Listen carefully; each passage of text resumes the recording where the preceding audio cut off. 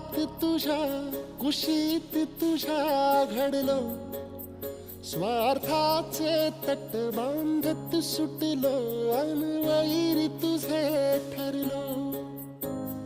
चालवुनी वैराचे नांगर नासवली माती, छिन्न तुझ्या देहाची ही चाळण उरली आता हाती.